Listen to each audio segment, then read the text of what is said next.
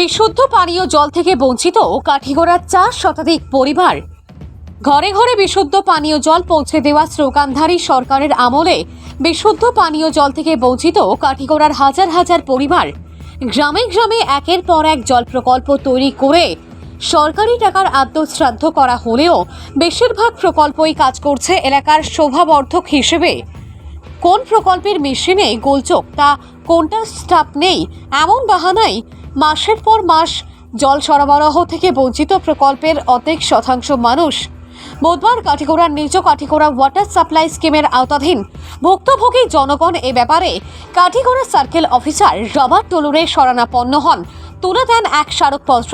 সংবাদ মাধ্যমের মুখোমুখি হয়ে ভুক্তভোগীদের পক্ষে ফারুক আহমেদ বড়ভূইয়া জানান, আজ দীর্ঘদিন থেকে বিশুদ্ধ পানীয় জল থেকে বঞ্চিত এই প্রকল্পের কম করে 4 শতাধিক পরিবার।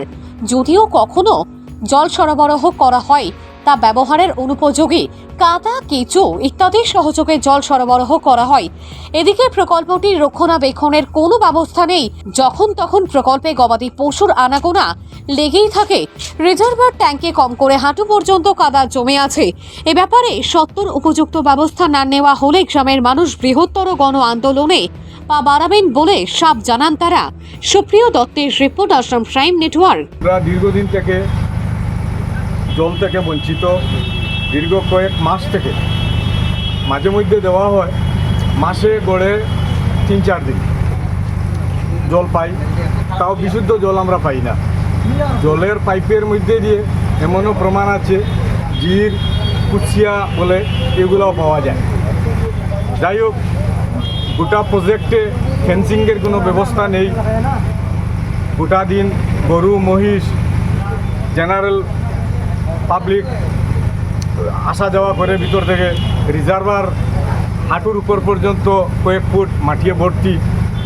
জল যখন দেওয়া হয় আমরা 25 মিনিট দেওয়া হয়, প্রায় 15 মিনিট আপনার গুলা জল, কাদাযুক্ত জল দেওয়া হয়।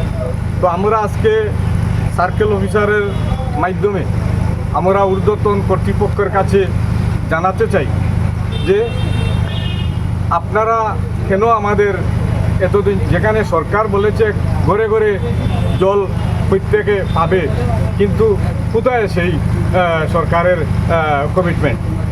আমরা তো এতদিন এটার প্রমাণ, জ্বলন্ত প্রমাণ, আমরা জল থেকে বঞ্চিত। তো আমরা কর্তৃপক্ষের দৃষ্টি আকর্ষণ করছি অতি সত্বর আমাদের এটা সুব্যবস্থা করে দেওয়ার জন্য, নতুবা আদারওয়াইজ আমরা প্রত্যেকজন লোক প্রত্যেক ঘর থেকে আমরা বাইরে হয়ে আন্দোলন করতে বাধ্য হব।